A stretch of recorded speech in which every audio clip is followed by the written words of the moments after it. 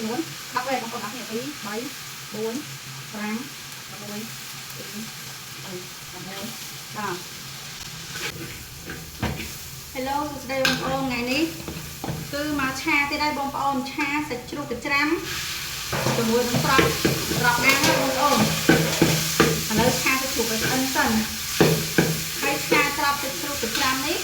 គឺខ្ញុំប្រើជាមួយនឹងទឹកស៊ុបនេះបងប្អូន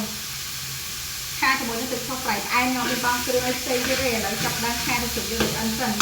អមកយកមានបាច់ខំគ្រឿងឲ្យញ៉ាំទៀតទេដាក់ជាមួយនឹងទឹកស៊ុបឆាប្រៃផ្អែមមកបងប្អូនចឹងហើយគឺខ្ញុំដាក់ទឹកស៊ុបចំនួន10វ៉េបងប្អូនអរគ្នា2 3 4 5 6 7 8 9 10យើងទៅតាមលីងសាច់ជ្រូកជាមួយនឹងទឹកស៊ុបហ្នឹងឲ្យចូលជាតិគ្នាតិចមកលឿនងាយបងប្អូនមានទឹកស៊ុបឆាប្រៃផ្អែមនៅផ្ទះ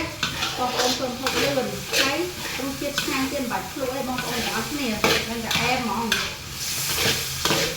យើងច្របល់សាច់ជ្រូកយើងទៅចូលជាមួយនឹងទឹកស៊ុបហើយនេះបងប្អូនគឺខ្ញុំបានបន្ថែមទឹកឯដោយសារត្រប់វាមានទឹកដល់បងប្អូននេះឥឡូវចាប់ផ្ដើមចាក់ត្រប់ចូលហើយឡើងចានដៃបងប្អូនអើយដល់ពេលដែលចាក់ត្រប់ចូលនេះទៅថយភ្លើងតិច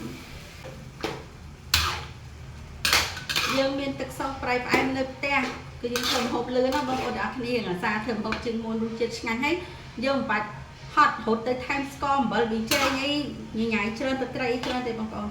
ដាក់ទៅទឹកស៊ុបមកនេះមកគឺរសជាតិមាននៅក្នុងមុខបងប្អូនទាំងអស់គ្នាចាក់ជាមួយស្លឹកខ្ទឹម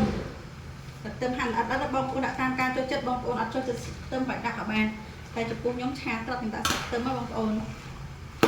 រងខ្ទឹមចឹងមកច្របល់វា2 3ត្រឡប់ទៀតមកបងប្អូនគឺ